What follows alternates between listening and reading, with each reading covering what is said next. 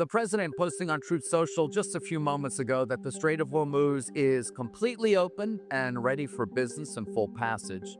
But the naval blockade will remain in full force. Now we're hearing from Iranian state media that the strait is not, in fact, reopened as long as that blockade remains. The U.S. is operating what's called a close blockade of Iranian ports. The blockade began amid a 2-week ceasefire between the U.S. and Iran. It appears to be an escalation to try to bring Iran back to the table and to accept the U.S.'s terms for ending the conflict. The military pressure has not nudged them, so I think the economic pressure of cutting off their ability to draw revenue from sales to Asia and other parts of the world is another way to put pressure on them. Right now we have a blockade. They're doing no business.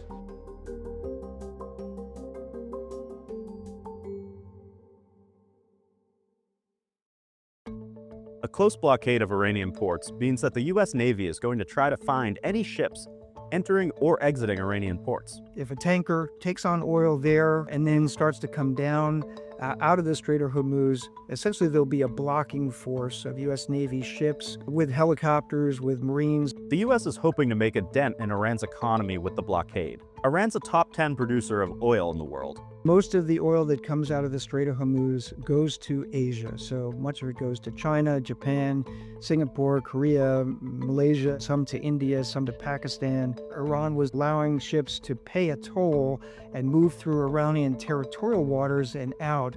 But this blockade has stopped even that. The idea that the blockade is coming into effect this morning and Iran is going to fold promptly because it's being deprived of its oil revenue and its allies are being deprived of their oil supplies, I just don't think is correct. We have not seen a resumption of flows, and it doesn't feel like flows will normalize anytime soon at this point.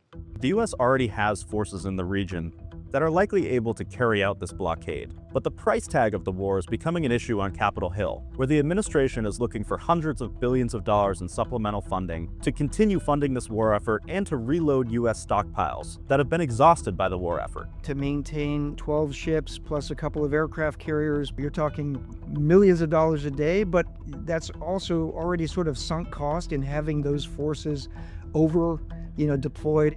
When President Donald Trump said that he was going to impose a blockade on Iranian ports, oil prices jumped. The market is viewing this as an escalation and would impact Iran's exports, which have continued to flow freely at about 1.5 million barrels per day. Energy writ large is traded globally. So even though the United States is largely self-sufficient for oil and natural gas, when you saw that supply be constrained by the closure of the Strait of Hormuz, 6 weeks ago, immediately gas prices started to go up.